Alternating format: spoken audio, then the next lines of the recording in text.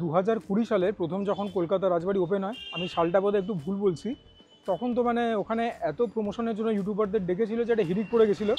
ইট ওয়াজ extremely viral. তো সেই টানে আমিও গেছিলাম, যেটা গড়িয়াহাটের ওখানে রয়েছে। খাবার দাবার যে খুব একটা ভালো পেয়েছিলাম তা নয়, ভেটকি মাছের মধ্যে গন্ধ ছিল। যখন মালিককে বলেছিলাম, যিনি কর্ণধার, ওনার কাছ থেকে খুব একটা ভালো ব্যবহার পাইনি। ওর জন্য তারপর থেকে কখনও আর কলকাতা রাজবাড়ি যাইনি। কিন্তু এখন জানতে পেরেছি কলকাতা রাজবাড়ি হাতিবাগানে খুলেছে। তো নিজের পার্সোনাল সেন্টিমেন্টকে সাইডে সরিয়ে তোমাদের প্রতি আমার যে দায়বদ্ধতা, যে দায়িত্ব, যে নতুন একটা এস্টাবলিশমেন্ট খুলেছে তার সম্পর্কে ইনফরমেশন দেওয়া, সেটা প্রোভাইড করবার জন্য চলে এসেছি আজকে হাতিবাগানে। Kolkata Rajbari never fails to disappoint me. আজকেও এখান থেকে খালি হাতে ফিরতে হচ্ছে। আমি গতকাল ফোন করে জিজ্ঞাসা করেছিলাম, ইনফ্যাক্ট আগেও একদিন ফোন করেছিলাম, জিজ্ঞাসা করেছিলাম যে আমি ইউটিউবের জন্য ফটোজ নেবো, ভিডিওস নেবো, অ্যালাউড কিনা। এক কথা বলেছিল হ্যাঁ। কালকেও বললো স্যার আমাদের 12টা থেকে ওপেন হয়, তারপরে আপনি যে কোনো টাইমে আসতে পারেন। তখন আমি জিজ্ঞাসা করলাম যে ফটোজ এবং ভিডিওস নেবো ইউটিউব চ্যানেলের জন্য, বললো হ্যাঁ। এখন এখানে আসার পরে বলছে আমরা ব্লগিং অ্যালাউ করি না। আমি বললাম যে তাহলে পরে কালকে যে আমি পারমিশন নিলাম সেটা কী ব্যাপারে? বলছে না আপনি ছবি নিন খাবারের, অ্যাম্বিয়েন্সে ভিডিও তুলুন। আমরা অ্যাম্বিয়েন্সে ভিডিও কেন তুলব? বলছে না আমরা নাকি খাবার খেতে খেতে ব্লগিং অ্যালাউ করতে পারি না, আপনাকে তাহলে ম্যানেজার বা মালিকের সঙ্গে কথা বলতে হতো। আমি বললাম সেটা তো আমার জানার কথা নয়, যে পারমিশন দিয়েছে তার কাছে সঠিক ইনফরমেশন থাকাটা দরকার ছিল, যে সে আদেও মানে কি বলবো, সে মানে হ্যাঁ বা না বলবার তার কোনো অধিকার আছে বা নেই। এবার সেটা তো কাস্টমারের জানার কোনো কথা নয়। যার সঙ্গে কথা বলছিলাম এখন উনি নাকি ম্যানেজার। তাই আমি বললাম মালিকের সঙ্গে ফোনে কথা বলেন। আমাকে নাম্বার নাই দিলেন, আপনার ফোন থেকে কথা বলেন।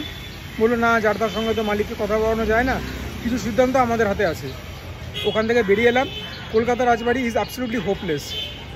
এটা আমি হাতিবাগানের বাইরে দাঁড়িয়ে কথাটা বলছি, আমি জানি না এখন গড়িয়াহাটের কী অবস্থা। Absolutely ridiculous, hopeless.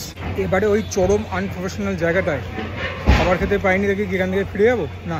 হাতিবাগানে এসেছি, খালি হাতে তো ফিরবো না, থুড়ি খালি পেটে তো ফিরবো না, খেয়েই ফিরবো। চলে এলাম আর্সেলান হাতিবাগানে।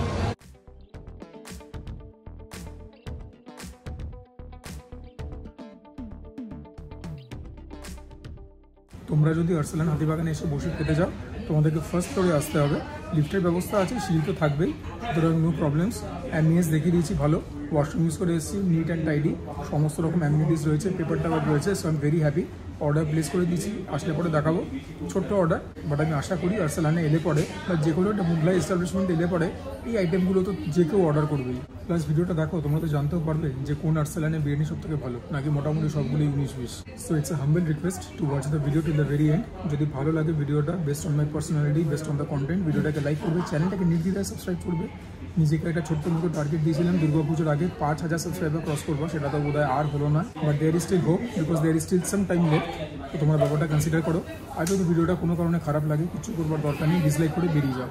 কিন্তু যদি সাবস্ক্রাইব করো, পাশে একটা বেল আইকন থাকে, সেটাকেও প্রেস করতে ভুলবে না, so that whenever I upload a new video তার ইনস্ট্যান্ট নোটিফিকেশন তোমরা পেয়ে যাও। আর এবারে খাবার এলে পরে আবার তোমাদের সঙ্গে দেখা হবে। আমাদের ছোট্টখাট্টো অর্ডার, মাটন বিরিয়ানি, মাটন চাপ, লাচ্ছা পরাঠা। মাটনের পিস তোমাদেরকে আবার দেখিয়ে দেবো। আমি নাল্লি পিস রিকোয়েস্ট করেছিলাম, তো নাল্লি পিস তো মনে হয় পাইনি, বাট রানের পিস পেয়েছি আমি।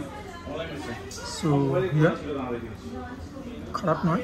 আলু অনেকখানি পেয়েছি, মানে আমার তো মনে হচ্ছে আমাকে বোধহয় 2খানা আলু দিয়ে দিয়েছে। The potato is super soft, মানে ধরতে ধরতে গলে যাচ্ছে। Kolkata style biryani, Arsalan is the epitome of that. Long grain basmati rice, ভাতের রং কিছুটা হলুদ কিছুটা সাদা, যেরকম হওয়ার কথা। আর্সেলান বিরিয়ানি নতুন কথা কি বলবো, বাট হাতিবাগানে আমি প্রথম আসছি। আর্সেলানের বিরিয়ানি নতুন কথা কি বলবো, চিরকালই ভালো, পারফেক্টলি সিজন। অতিরিক্ত গোলাপ জল, ক্যারা জল, মিঠা হাতের কোনো প্রভাব নেই। চালগুলো সুসিদ্ধ হয়েছে, যেটুকুন এসেন্স পাওয়া যাচ্ছে, ফ্লেভার পাওয়া যাচ্ছে, সবটাই বিরিয়ানি মশলা। খেতে খুবই ভালো লাগছে। আমার তো মনে হয় বাকি যে কটা আউটলেটে খেয়েছি তার থেকে একটুখানি এগিয়ে। ওয়েট বিরিয়ানি গলা দিয়ে ইজিলি নেমে যাচ্ছে। So yeah, overall very happy, ভালো লাগছে খেতে। তবে মাংসের পিসটা তোমাদেরকে আরেকবার দেখাই। ওজনটা হবে 100 গ্রামের মধ্যেই। যদি হাড়টাকে নিই তাহলেও 100 গ্রামের আশেপাশেই হবে। তো মাংসের পিসটা একটু বড় হলে খুশি হতাম। আর্সেলানের বিরিয়ানি কখনোই পুরোটা স্পাইসি হয় না, কলকাতা স্টাইল বিরিয়ানি তো। যদিও বিরিয়ানির মধ্যে কিন্তু ডিম নেই, আলু আর মাটন। আর আলুটা যে কী লেভেলের নরম তোমরা দেখে নাও, ইটস ভেরি ভেরি সফট। তো আলু দিয়ে তো একটা বাইট নিতে হবেই, নইলে আর কলকাতা স্টাইল বিরিয়ানি কিসের, নইলে আমি আর আলু প্রিয় বাঙালি বা কিসের। গাইস, আমি যাকে বলি না যে আলুটা এত নরম এত মিষ্টি, যে আলু না পেঁপে খাচ্ছে গুলি যাচ্ছে, এই আলুটা একদম সেই ক্যাটাগরির, এবং সেই ক্যাটাগরির একদম উপরে একদম। আলুটা দিয়ে যখন বিরিয়ানিটা এখানে ফ্লেভারটা ডেফিনেটলি এলিভেট হলো এখান থেকে এখানে, 120%। বি দ্য জাজ, তোমরা নিজেরাই দেখে বলো যে এই আলুটার প্রশংসা কী করে না করি। একদম তুলতুলে নরম আলু, মনে তো হচ্ছে চন্দ্রমুখী আলু, ফাটাফাটি লাগছে। Big Thums up. এবার তো মাটনটা হাত দিতেই হবে। মাটনটাও কিন্তু একদম সুসিদ্ধ হয়েছে। ও বাপরে বাপ, মাটনের একবার রং রূপটা দেখো। এটা তো আমি বলতেও পারবো না the pinky show that is so desire. This is beyond my desire. মাংসের কোয়ালিটি অভূতপূর্ব। এটা দেখে যদি খাবারের প্রেমে না পড়ো, কী দেখে পড়বে? This is one for the ages. এত ভালো মাটন লাস্ট কবে দেখেছি জানি না, আর এতটা সুসিদ্ধ। মাংসের নিজের ফ্লেভার তার সঙ্গে বিরিয়ানির ফ্লেভার মিলিয়ে মিশে মুখের মধ্যে ফ্লেভারটা পার্টি করছে। এইবারে তো মাটন দিয়ে একখানা বাইট নিতেই হবে, আর অপেক্ষা করতে পারছি না। অনেক দিন বাদে একটা কলকাতা স্টাইল বিরিয়ানি খেলাম, যেটা কিনা এতটা ভালো। আসলে বাকি জায়গাও খেয়েছি, এখানেও খাচ্ছি, এটা যেন সবথেকে বেটার আমার ওপিনিয়নে। মাটন দিয়ে বিরিয়ানি খেলাম, আর বলতে হবে কীরকম লেগেছে। এবারে তোমরা লাস্ট একটা বিরিয়ানির বাইট দেখো, যেখানে কিনা আলু যাবে একদম স্বর্গীয় লেভেলের আলু, মাটন যাবে এটাও স্বর্গীয় লেভেলে। দুটো মিলিয়ে বিরিয়ানির একটা জম্পেশ গ্রাস, সুজয় ক্রনিকল স্টাইল।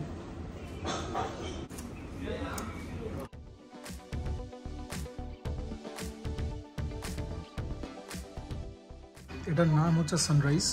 বলাই বাহুল্য এটা একটা মকটেল, বাট আমি এটা অর্ডার করিনি। এটা আমাকে যিনি এখানকার ম্যানেজার মিস্টার অতুনু কমপ্লিমেন্টারি দিলেন ওনার তরফ থেকে। So big thank you to him. খুবই সুন্দর খেতে, অরেঞ্জ ফ্লেভার। কী বলবো বলো, just a big thank you. তোমরা মাটন চাপটা সামনে থেকে দেখো, ইট লুকস অডিশন ডেকারেন্ট।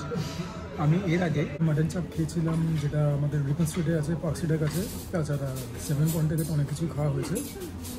দেখা যায় এদের টেস্ট কীরকম। আমার রিপন স্ট্রিটের টেস্ট কিন্তু 7 পয়েন্টের থেকে বেটার লেগেছিল। প্রথমে রুমাল রুটি চেয়েছিলাম, বাট রুমাল রুটি বানাতে টাইম লাগবে বলে লাচ্ছা পরোটা নিয়ে নিলাম, তাড়াতাড়ি হয়ে যাবে। কোনটার কী দাম তো আমাদেরকে তো পরে সব বলেই দেবো। বাট এবারে তো এখানে খাওয়া বসাতে হতোই। বাঙালিদের মোস্ট ফেভারিট মাটন চাপ। অ্যালবিট আমি পরোটাটা অনেকক্ষণ পরে খাচ্ছি। It is reasonably soft and moist. Mutton চাপটাও ভালো থাকে, ওয়েল সিজন, নুনটা কম নয়, not very spicy. It is rich, it is oily, but সেটা তো মেনে নিতে হবে। যেরকম বিরিয়ানিটা খেয়ে আমি বললাম যে বাকি আরসালান থেকে এদের বিরিয়ানিটা বেটার লেগেছে।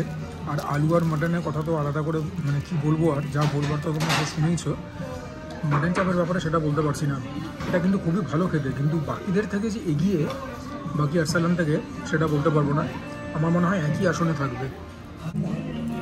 তবে হ্যাঁ, একটা কথা, চাপ খাওয়ার এক্সপিরিয়েন্স কিন্তু কখনোই খুব একটা সিমলেস হবে না, কেননা চাপের পিসগুলোকে পিটিয়ে বানায় তো হাড় থাকবে, তো মুখে তোমাদের কুচি কুচি হাড় পড়তেই থাকবে।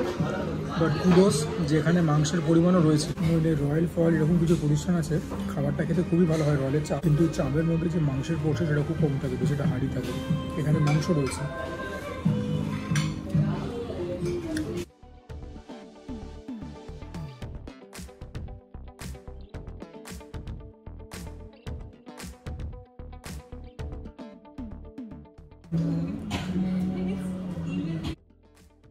চাপের মাটন সফট না হার্ড এটা বলে কোনো লাভ নেই, সফটই হয় একদম। পুরো ব্যাপারটাকে পিটিয়ে দেয় তো। হ্যাঁ, স্পাইসি নয়, যেগুলো এসে গেলে খেতে পারবে। উইল সিজন তেল আছে। মোগলাই রেস্টুরেন্ট এদের পরে তোমরা যদি হেলথ কনসিয়াস হয়ে আসো তবে তো খেতেই পারবে না কোনো খাবার। Overall the experience fabulous. বিরিয়ানিটা তো মাঠে বাইরে ছক্কা ছিল, চাপটাও ভালো ছক্কা হয়েছে, বাট বলটা মাঠের বাইরে গেছে, স্টেডিয়ামের মধ্যে রয়েছে।